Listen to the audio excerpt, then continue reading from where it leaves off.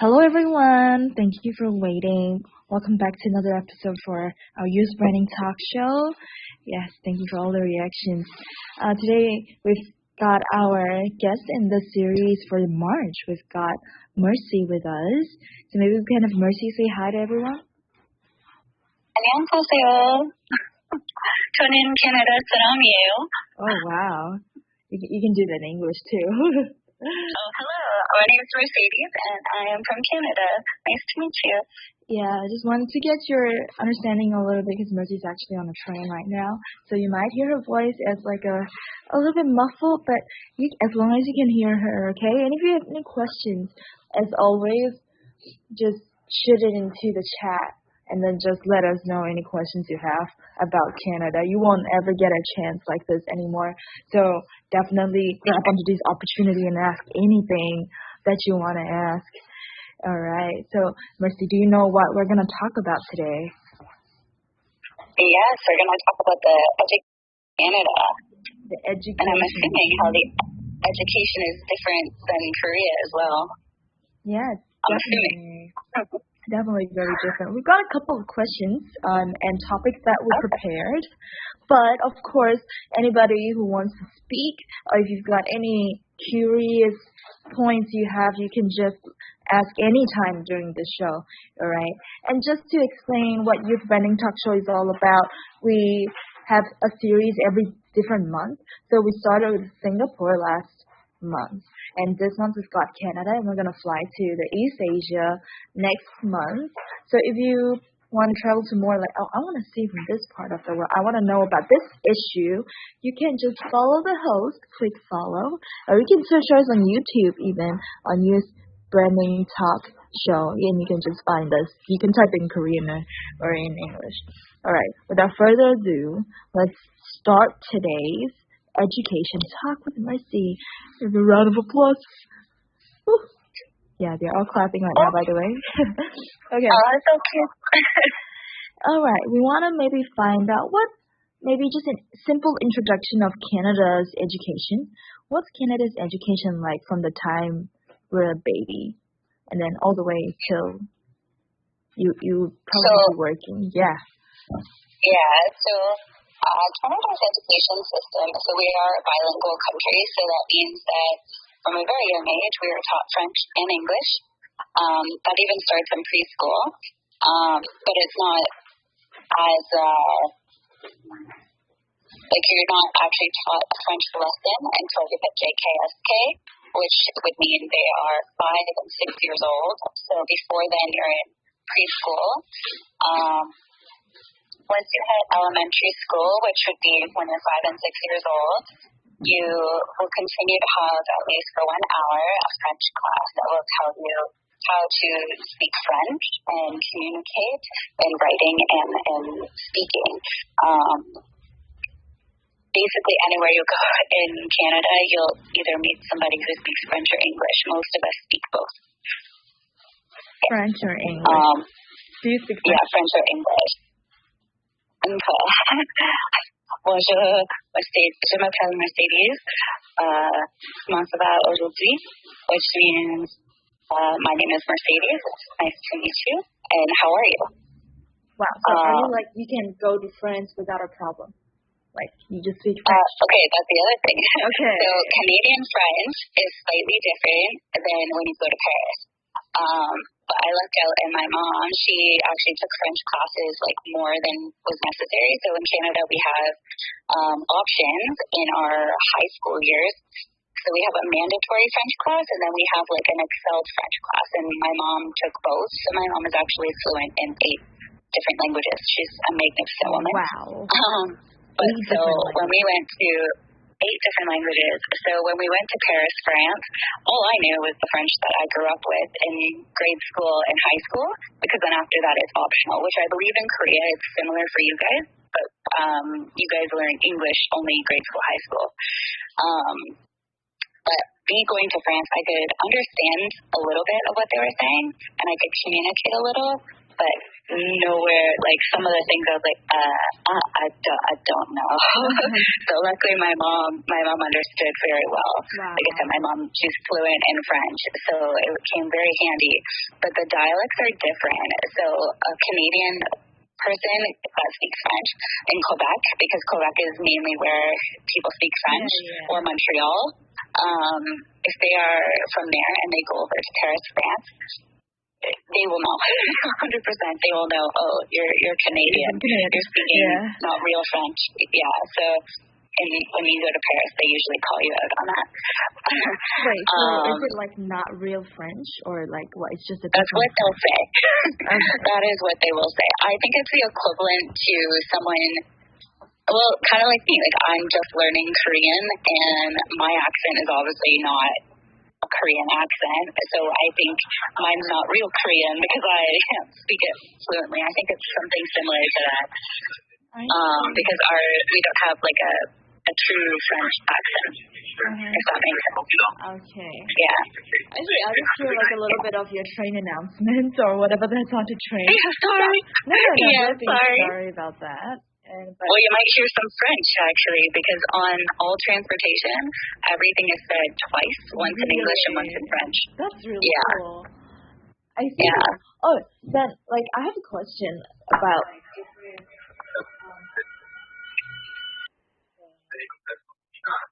Is everything okay? Okay. Yeah, I got a question. Since you're on a train, you know, a lot of people, I can speak a little bit for Korea and for Asian countries. We usually, if the school is really far, I mean, if you get to like university or like college, and it could be pretty far, then we might take the car, right, to another city or just take the car to school. But usually, you can just go within walking distance. You try to stay as close to the school as possible. Everything's pretty dense. But what about Canada? Like, do students usually drive or? So it's actually an interesting thing. So with grade schools and high schools, we have these things called districts. So if you're out of a district, you cannot go to that school because you're not within district, and that means where you live within the city. So that is strictly just their grade schools or high schools. Now, if you're going to a college, so if you live on one side of the city and you want to go to a high school on the opposite end, you can't go because you're out of district.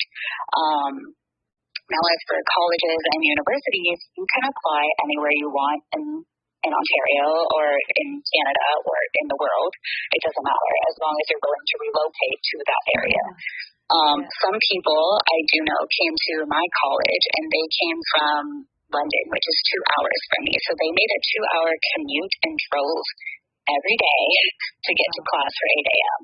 So that means they would have had to leave at like 6 a.m. in the morning just to make it to class. So here, transportation is actually not as advanced as Korea. So we have a train. We do not have a subway in my city. There is a subway in Toronto, but it doesn't go very far. It only goes within the Toronto area. And then there's a subway system in Vancouver.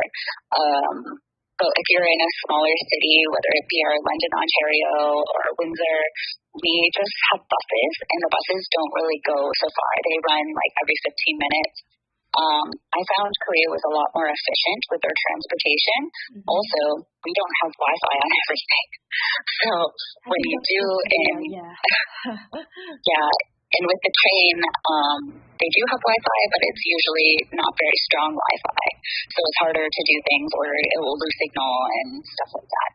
So Korea is very advanced when it comes to Wi-Fi, and I miss it so much.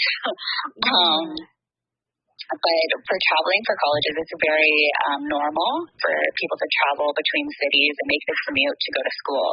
And living cost is very expensive depending on where you are. So most people, especially in the Toronto area, sometimes you'll find a place like a one-bedroom apartment shared by 5 people, which is like someone will be sleeping in the kitchen basically. Really?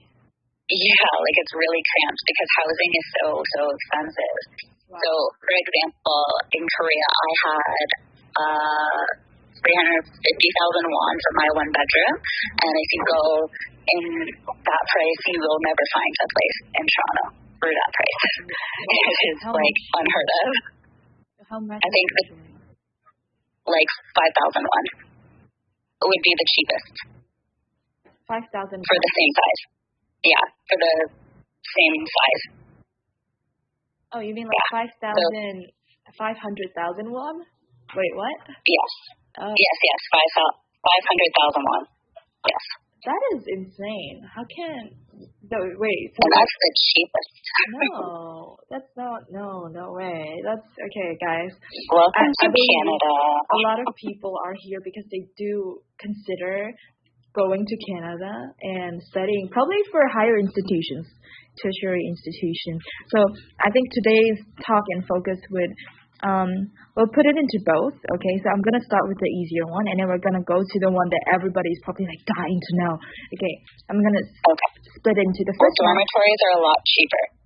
Oh, thanks for the information, definitely. All right, the first part actually, because Mercy, if you've been with us for the first 2 episodes, we've mentioned that she's a child specialist. So not only do we have like young people on this show, but we've also got people who think about their future a lot, or they are already in the process of thinking, oh, should I bring my family to Canada? So maybe till high school, what would you think are the pros and the cons of studying in Canada? You know, if I were to raise my child in Canada. I would definitely say the pros and cons are very different. And your kids being raised in Canada, I think, would be less stressed out than how they are in Korea, in the sense of there's more freedom for them to be a kid, but they'll get an amazing education. So you wouldn't have to worry about them being, like, we have strict school hours. So your child would only be in school from 9 a.m. to 3:30 in grade school, and from 8:30 till 2:30 during the weekday. Wow. 3:30. That is... Yeah, and that's just the grade school and high school, but it's very good, and they actually have a lot of extracurriculars that they can do on top of that. There's things called IEPs that can also be made for kids with special needs or people with learning disabilities. Their education system is good in that sense, where they're willing to help you figure out your different ways of learning, so that way you can complete your tasks efficiently. Mm-hmm. That's good. Mm-hmm. Oh, and now, as of a couple, like probably 7 years ago, they've immigrated ECEs, which is an early childhood educator, which is what I am, and they've immigrated them into the elementary schools now. So now we can help teach up to grade 8, but technically we're certified to teach up to age 18, which helps make the curriculum more accommodating for people that need more time on tests, or people that need things explained to them a little bit more. Oh, okay. I think this is gonna be the hard and the most controversial question of today's talk. Okay, of course, I didn't have my education in Korea myself, but studying in Singapore, I heard it's very similar to Korea. So I'm gonna stand on the Asian perspective here. Okay, so what we do until high school is that we've got a lot of, you hear a lot of things like hagwons, right? So that's like the little extracurricular tuition classes. So you go for those classes after school, whether you end at 3:30 or like at 4:30, you go for the classes. And for me myself too, it's like just very competitive. You study since you're an elementary school kid, you study from after school, you go for remedial classes, and then you go for more classes, and then you do your homework. That's like 12 a.m. And then you live like that all the way till it just gets harder, all the way to high school. Okay, and then what we have after this entire crazy process is that we learn how to be competitive.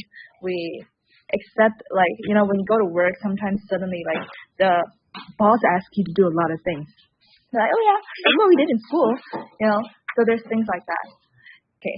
But on the other hand... We do have that. Yeah. So what about you guys? What do you think it's like... Okay, this is a controversial question. Do you think that studying in this Asian way is beneficial for a kid, or do you think studying in the Canadian way is good? And this is subjective, everyone. Do not flame Mercy for anything, okay? Okay.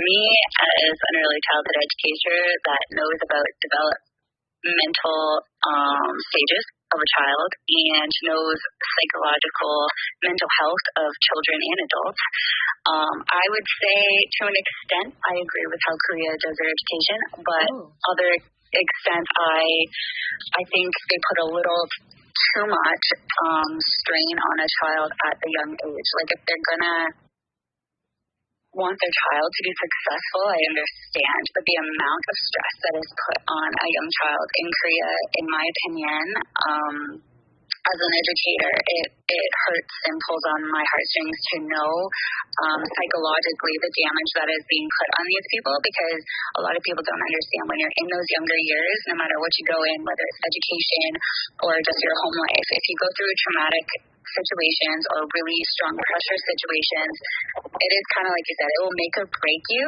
whether it happens right away in grade school or whether it happens in high school or as an adult. So what they're finding in studies is how you are when you're in your, let's just ballpark, from 1 to 7 years old. If something happens in that time frame, it can actually affect you later on in life as an adult. So in Korea, you guys are super stressed out with, I have to do this and this and this and this, and I have to be in classes from 6 a.m. till 9 p.m. at night, and that is taking away a lot from a child in the sense where the people that I've met have found that they've lost their ability to be outside of the box thinkers. They can only think a certain way. They're only like one track mind, whereas in Canada, our education system, you can go both ways. You can either be a one-track mind thinker or you can think outside of the box and come up with more creative ideas, more innovative ideas. But I've also seen that as well in Korea, so it all depends on each individual person, I think. Yeah, that's a very good answer, in fact. Anybody know? Sorry, yeah. I think it all depends on each person. Yeah, for sure. Yeah, definitely. We've got the right guest today, guys. You have so many questions about these, and she can answer everything in the professional perspective too. Like, it's so nice, isn't it? What a beautiful heart when you care about the psychological part of the child. Even that's really important. But actually, just one thing curious too. Like, you know, in a lot of Asian countries, if teacher asks a question, they're like, "So who knows the answer to this question?" And then usually there is silence. Instead of like, oh, I think it's this, I think it's that. Usually it's like silent. So what about the Canadian atmosphere? Yeah, no. Usually people are just shouting out answers, and the teacher has to say, please raise your hand. Please raise your hand if you're going to speak. Or you'll have like a couple jokesters in class, so they'll just say something that's like funny and not actually a response, and then they'll usually be like, go sit in the corner until class is done. Or you're writing lines after class kind of thing. Yeah. But generally in Canada, if a teacher asks a question, people raise their hand and they want to answer. And the cool thing is our teachers always say there's no such thing as a wrong answer. So if you do answer and it is not correct, you won't be shamed or ridiculed in front of everybody. If anything, the teacher will take it as a learning opportunity to not, because you're not going to be the only one that thinks that. Your peers will also have that question, but those might be the people that don't raise their hand and they might be too shy to answer. And that's where the teacher takes it into their hands, and they're like, okay, like that's a good answer, but this is actually the one that I'm looking for. And they're like, do you see how I got that answer? And they'll walk you through step by step how to do it. That way you can do it on your own at a later time, depending on what the question was. But they always try to educate you and encourage you to ask questions, whether they're right or wrong, which is great in my opinion. All right. You know, we're actually at a campfire currently on Metaverse. So I just want to invite everybody to come and sit down at the fire instead of sitting away from us. It's really beautiful, by the way. Guys, if you can come, please come over to sit down at the campfire. So it's cozy. It's a talk, and we're gonna move on to the next section of the talk, which is towards the one that probably everybody's wanting to know, the tertiary education in Canada versus other parts of the world. So can we have all of you come down and sit together? Let's roast some marshmallows. Yeah, very cozy. 예, 앞으로 같이 앉으셔도 돼요. Over here at the fire. That was, maybe I should speak in like, I was like, can you speak in French for that? Come and sit at the fire. I cannot say that. I can ask one of my French friends when they come back. Okay, sure. Where is Mercy? Mercy's gone. Wait, hold on. What's Mercy's character? I'm right here. I don't know where I am. Okay. Well, just comfortably come forward and join us. Okay. Next part of the question that we definitely want to talk about is the tertiary education. So you mentioned about like sitting in a classroom with very free spirits and with a lot of like, just thinking out of the box, a lot of freedom. But we know like University of Waterloo, University of Toronto, it's like all pretty famous and renowned schools, in fact. So the tertiary education is definitely not compromised in any way.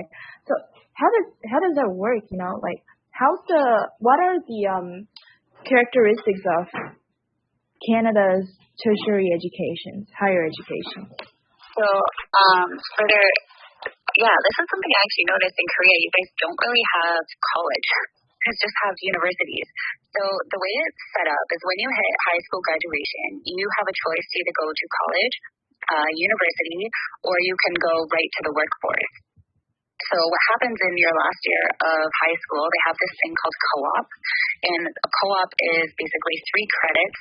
So for a couple hours, the last and you get to pick what career you want to go into. So they will place you in a field that you say you want to be an educator. They'll put you as a co-op student to help out a teacher. So you get to see the role and what it's like to see if that's something you want to go into. Or say you want to be a mechanic. They'll put you in a placement that has a mechanic, and you basically shadow that person to learn that. Now, once you've taken these courses, some people, not all students get the opportunity to do the co-op, so those ones are kind of just picking it. So if you're more of a hands-on learner and you learn better by doing, you're going to go to a college, and that college will teach you the skills that you need to do your program. Now, if you're more of I listen and I can just see it one time and do it, or I'm more of like I can listen to something and I can learn that way, then university is usually for you. They're more about the book. So if you are good at memorizing lines and like reading a book, university is straightforward, and it's also just as good. The only issue is you can still get a degree in college, but it's not the same equivalent. Like university will have a couple extra courses in it that will be more excelled. So we have different levels in our college and our university. So you would have like intermediate, you would have excel, you would have advanced. So you get to pick between those 3, and based on those 3 depends on what class you're put into. Does that make sense? College. Yeah. So college, university, or workforce. So usually the people that go into the workforce are people that, because college and university is very expensive. It's not free. You have to pay out of pocket usually for it. And usually they're far away. So people usually just go directly into the workforce. But those that are able to save up money through scholarships, because Canada does offer a large amount of scholarships, or even apprenticeship programs, which are great, because an apprenticeship program gets you working in the field you want, pays you, and you get to go to night classes. So we also offer, there's many different ways to get a higher education. So it might take you longer to do an apprenticeship program, but you'll still get your degree, and it will help you to pay off your degree so you don't have to pay for schooling later on. Wow. Okay, so is it really difficult to get into colleges and universities in Canada, or not too difficult? Yeah, depends. You have to, so in order to get into colleges and universities here, you have to have a certain level of, so dependent, for example, I'll just use early childhood education as an example because that's the one that I know. In order to get into this program for college, I had to have 3 years of Excel English in order to get into that course. And I had to have Excel classes for my other classes, whether it be geography, my parenting class, or my religion class. Like all of these courses, you had to have Excel. Oh, that's also another thing. In Canada, religion class is mandatory unless you're of an ethnicity that doesn't follow that particular religion, then you're exempted, but it's mainly mandatory for whatever reason. Yeah, some part sucks. But in the sense of you need to have your idea, basically, when you're 15 years old of what you want to do after high school. So the idea is high school, you will get to choose electives, and your electives are going to help you decide on, oh, I want to be a chef. So that means grade 9, you're going to choose to take the culinary arts or the horticulture class because you want to become a botanist. So you want to take extra biology classes or extra geometry classes. It all depends on what you want for your life, and you have to decide that in high school. Because if you want to go to a good university or a good college, you need to make sure that you look into the university and colleges you want and what the qualifications are for those classes. And then once you know that, that's what courses you take in high school. They also have this program where you can go a 5th year so you can get those courses that you need. Wow. I think you're so comprehensive for everything. Well, guys, like I said, we've got a lot of questions today. Very good. If you have any curious parts, you can definitely ask. There's no other chance like today. I've only got about 20 minutes left for our session. So before I ask all my questions, if you've got any of yours, please ask. If you don't, then I'm going to learn all the things that I need to know today. All right. We want to move on to the next question. All right. We talked about the characteristics of Canada's colleges and universities. So you've been to or you have seen them yourself. What do you think are the good things about the Canadian universities and colleges as compared to the rest of the world? Again, don't blame her. She's just being subjective and from a professional early childhood educator point of view, okay? Don't blame her for anything. Yes, just from my perspective. So you would like to know what I think of what part? Sorry. What are the good things about, like, these things special and you can only find it in Canada? Okay, let me just start off with maybe Asian. Okay, I don't really know about it that much, but I know living in Korea that the Korean universities are famous for their, like, French culture. It's a very big culture, you know, like going to university, you experience a certain kind of, like, social interaction, and that's something that we often see in Korean TV and dramas. Actually, you see them like trying to have, they always eat like the BBQ meat pork in the restaurant, and then they're in the same department now, and then here's your 선배님, here's your senior, and all that. Like, they've got this culture. Like, this is good in a sense that you make very tight bonds, but it's also bad in a sense that, like, because a lot of these places do involve alcohol. So for the ones who don't want alcohol, they cannot refuse because it's from their, something is from their things like that. Yeah. Yeah, so there is a couple things. So 2 things I'll mention.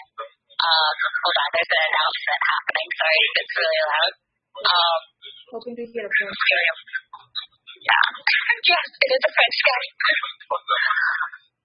Hold on, I'm just going to wait till he's done talking. It shouldn't be much longer. Yeah, meanwhile, I'll just share another thing. Yeah, I think maybe I can share about Singapore University too. One good thing I would say about Singapore University is because Singapore is such a young country, so you don't have any like long history of it or anything. But because of that, a lot of people from around the world, professors from around the world, they come and teach in the Singapore University. So it's very diverse and very international in nature, and also it has pretty affordable tuition fee. So that's why something good about Singapore's university, and I shared about Korean university. Now, what about Canadian university and college? So Canadian university and college, something I'll say I actually really like. They're more inclusive, so they give more opportunities for people that have learning disabilities or physical disabilities. They have special programs for them, so they're still able to get a higher education and not let their disabilities limit them. So they'll offer extracurricular, like you can go to university and you can go to college in the places you want. It might take you a little longer to graduate, but they will give you like an extra laptop, or they'll give you a tutor, or they'll help give you the tools you need to help you be successful. They don't want to see you fail. So if they know you're willing to put in the work to get your degree or to get your diploma, they're more willing to help you and assist you. Also in Canadian culture is similar. At least, universities do too. And yes, you're right, there is a lot of drinking, and that is the bonding. They're called sisterhoods or brotherhoods or sororities, and they happen. So you will usually during frosh week, which is in your first 2 weeks of college or university, you will go to your classes, and various groups of people will come up to you, approach you, say, hey, you want to join our sorority? And that means you'll live with them at a house. And sometimes they'll have parties. Sometimes they'll just have like events where you can bake. They have religious ones. They have non-religious ones. They have more sororities that are more geared to drinking. They have ones that are just for, oh my goodness, what are they called? Engineers. They have like a whole engineering society, so they get like a special ring. A couple of my friends that have been in there, they get a special ring when they graduate, but they're part of this sorority, and it goes down like for it's long time for history.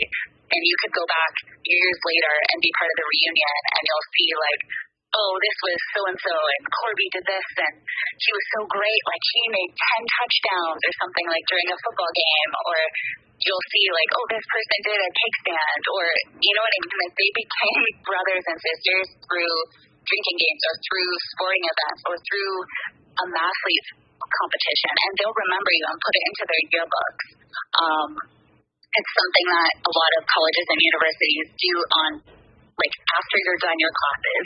That's what they will do. I'm not saying that they do this every day. This is just something they do during frosh week or they do during March break. It's during school hours. They usually are pretty hard at work.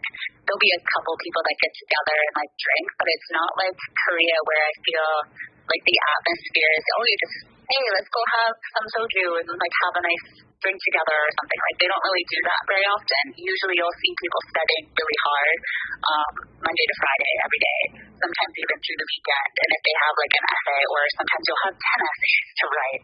All depends on your program. So does that answer the question? Sorry. Definitely. But I get very curious about the sororities we're saying, because you mentioned living in a house together in sorority? Yeah, so generally there's boy sororities and girl sororities, not together. So they're separate. So there'll be like a full boy sorority living together and a full girl sorority living together, and they'll all have their different names. So kind of like you see in the movies. It's the same thing for Canada. It's not as popular in Canada. It's more of an American thing, but we do have them. And the more popular universities have sororities. Yeah. Were you in a sorority by any chance? I was not, but a lot of my friends were. I see. So I may have gone to some parties. Yeah. That's interesting. About those characteristics and good things, right? I guess if you're in for like but maybe this would be a very relevant question for everyone. Like usually for sororities, if you were to be a foreigner or so, like being an Asian in a Canadian country, like this is gonna be pretty hard, but it's a very true question everybody will want to know. Would it be difficult for people to merge in? Being in a sorority as an Asian? Nope, not at all. So Canada is a very diverse country, especially within the past 5 years. We have so many cultures coming in. We have people from India. We have people all over from China, Japan, Korea. Especially in Toronto, oh my goodness, especially in Toronto, we have a very high Korean population. We have people that are Arabic speaking, so they've come all the way over here from all over the world. So it doesn't matter where. We even have people from Russia. We have people from Switzerland. So honestly, it's not difficult to find different language speakers. Like just in my city alone, we have a festival every year in the summer called the Carousels.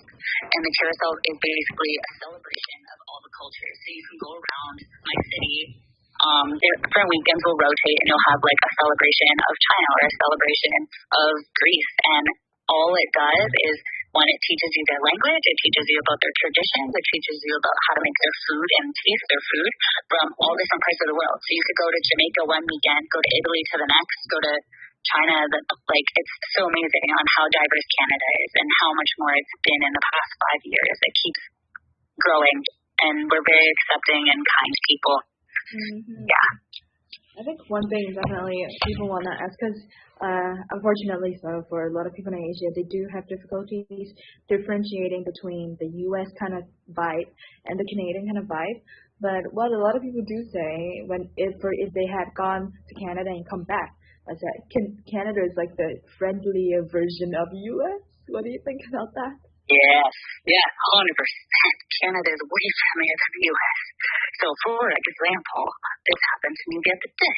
If you're walking down the street, let's say, and somebody bumps into you, a Canadian will say sorry. Even if it's not their fault and it's your fault, say you bumped into them, they will still say sorry to you because we say sorry, we're polite. Or if we open a door for you, we're just very polite. We have manners and respect and stuff. But in my experience, in America, they're not so nice. They will do things and just be like, they'll start swearing at you, or they won't say anything, and they'll like walk through you and like knock you over and won't say anything and just keep walking. They're also more of the track of mind is it's my way or no way, so you can't have your own opinion. If you don't agree with me, then you're on the opposite team and I hate you. That's the kind of mind Americans are. And they're very selfish, whereas in Canada, we're not so selfish. I will say there is the odd one that is, but for the most part, Canadians are very accepting and kind, and America is not. You will meet the odd American that is very kind, very nice, but they are more racism in America than there is in Canada. Yeah, definitely, because of the size and all that. But again, guys, please don't, give any, Mercy's just giving you the most honest and candid representation of her own subjective experiences. Yeah. So I think a lot of you guys who came for this show, what you wanted to hear was these kind of advice and experiences, which will actually be very realistic and useful if you were to decide where you want to study in the future. Very big thank you to Mercy. Do not flame her. Disclaimer again, do not flame her or anything. Do not say, oh, so she said this on a show, and then now she's like not a friend of America. Please don't say that, because I believe people say worse things. But at the same time, you would definitely want to... No. I still have friends that are American. Don't get me wrong. I have friends that are American, too. And I live on a border city, so it's kind of hard not to. So a border city means it can cross a bridge. Like you guys have bridges all over Seoul to connect different places. Ours is a small bridge that connects Windsor to Detroit, which is America. We go back and forth all the time. So we're very accepting. Canadians are awesome. Americans can be nice. We get along with them because we're a border city. So yeah. I'm not knocking them. I'm just stating that you'll have more luck with acceptance in Canada. That's all. Yeah. My opinion. If anything, we should be thankful to Mercy for saying all these things. Not a lot of people do come up and say these things. All right. So we're going to move on to other parts of the questions. Hopefully this is going to help anybody who need it. All right. Next question. So far we talked about the characteristics of the Canadian universities and colleges. The good things about the Canadian universities and colleges, we understood it was very inclusive and very friendly, even to the Asians and other races, because that's literally Canada, as what she said. And abilities. Yeah, and abilities. Yeah, definitely. Yeah. All right. We want to find out more. We did talk about this already, but considering that a lot of people here are from Korea, right? Is there any stories? Because Mercy is very sociable, by the way. She's got plenty of friends, I believe. A lot of Korean friends too. So is there some differences about the Korean education in general? It doesn't have to be university and colleges, just Korean education in general. Was there any culture shocks that you got, from the education system in Korea? Yes. Less likely to help when needed help. The teachers are more like you will pass or fail whether you like it or not, and they won't help you even if you ask for help. That was my experience, my personal experience in Korea, unfortunately. Even asking for help, it was really hard for the teachers to try and help me. One, they were trying to teach a Korean language course to people that spoke English, and there was a number of us who only knew English, and it was their first time learning Korean, and they had a very hard time trying to teach us. And I thought that was kind of a flaw in the system. Like, if you're going to hire teachers to teach Korean to English-speaking people, they should know a little bit more English, so that way they can at least help teach them what they need to know. Or at least offer accommodations, which I was told that there was, but due to pandemic reasons, they could not offer. But then halfway through the course, they changed their mind and said, oh yeah, you can have a tutor for a week. So in my opinion, I was a little frustrated with that. Being I need sometimes extra time for tests, and that's a simple task at that, but they couldn't accommodate with that. Whereas in Canada, they would accommodate with that. Yeah. Yes. So Korean education is more like, here's your work, here's your homework, do it. Next day, moving on. If you didn't understand the last class, oh well. That was my experience. Right. So by the way, if you guys are curious what Mercy's sharing on, she was actually here in Korea for Korean language training. Yeah, so she experienced that part of it. But as far as I've heard, we've got like friends, right? And then we shared about the way we learn. One thing definitely that I personally got a culture shock too is about consulting teachers and professors. It's something really important in, I think, Western countries, right? Like you do a country for Western education system and international education system about like you gotta ask rather than sit and listen. So I think that's the biggest culture difference, maybe. Is that what you're trying to say? Yeah, we definitely, in Canada, if you need help, you have to ask for it. It's not just given. And if you do voice it, usually you are accommodated. Another thing I think is different, you guys in school, you call your teacher 생사님. So 생사님, and then you have a question.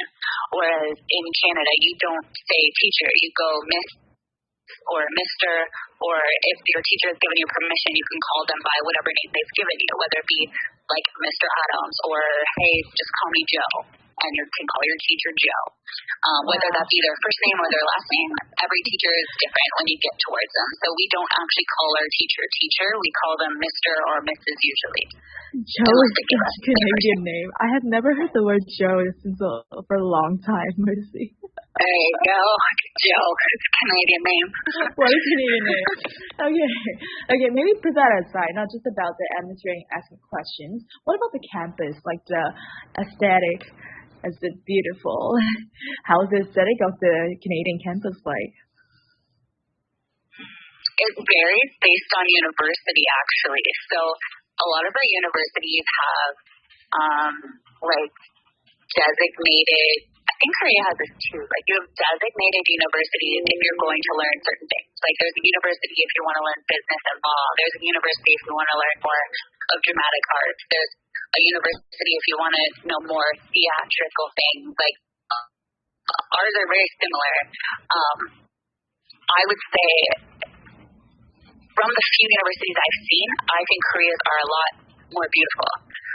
In the sense where they go all out, and you have a museum on campus, and you have like beautiful gardens, and we do have gardens that are beautiful, and we have some sculptures and some art, but for me it was very limited, whereas it changes and gets torn down quite often. It was very rare that university students' art made it into our museums or into our waterfront, which I think I talked about a couple episodes ago, that I have a 5K walking waterfront that I like to walk, and it is actually decorated with a ton of art sculptures from some of the university students, whether they did it out of metal or they did it out of clay or they did it from paint. It's amazing, like the work that they do. But I think Korea is very creative in that sense with their universities, and I loved that. And do cherry blossoms on campus, which are also, I'm jealous because we don't have cherry blossoms here. We do have beautiful trees that change colors, so don't get me wrong.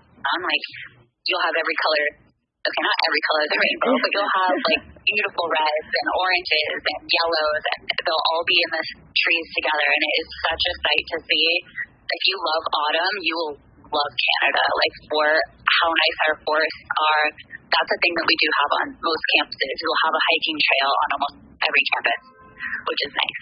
Yeah, okay. Please don't get what she says wrong, though, because when she say a tree that changes color, for those who, maybe some of them, their English is not a native language, so they might understand it as a tree that literally changes color. No, she meant season. Oh, no, changing with the season. Changing with the weather. Okay, we got that out of the way. Okay, we've got like 2 minutes left. Okay, if you have any questions that you want to ask, do not be shy. We've got remember Cherry that came the last time? She was actually sharing about America. Yeah, don't get her wrong. Mercy's just sharing about what she's heard a little bit about America. She's got friends. She's a very friendly person, and like she said, she's got a lot of friends from America. I mean, literally, you're all on the American continent. There's nothing to hate on each other about. Okay, so yeah, that's that. Okay, going to last part though. This is 2 minutes left to the end of the show. We've talked about the differences between Korean and rather Asian and Canadian education and some of our personal culture shocks. I think for the last question, maybe, Mercy, if you were to, study somewhere in the world today for anything you would like, where would you go? Very personal question. Honestly, I can't even remember the name of it right now, but it's in Korea, and it is actually very famous. A lot of Korean actors and singers and artists have gone there, and they have a program there to study fine art. And I love painting. Painting is a passion of mine. It's one of, besides early childhood education, like I absolutely love working with kids, but I also have a second love, which is painting, and they have this amazing program that will teach you things that I haven't even learned yet, and they have that in Korea, and I think it's near the Women's University, actually. I'll have to Google it again. It's been a while. Mm-hmm. The name I can't pronounce. It's in Korean, but it's very, very famous in Korea. If I had to go back to school, that is the one that I was looking into going to. For that simple fact, it's also within a K-drama not too long ago. Oh, really? Which is, yeah. You definitely want to find out what the name I'm trying to think what. All I know is that one of the guys in the K-drama has like a butterfly tattoo on the back of his neck. And okay, I think I actually know. Yeah.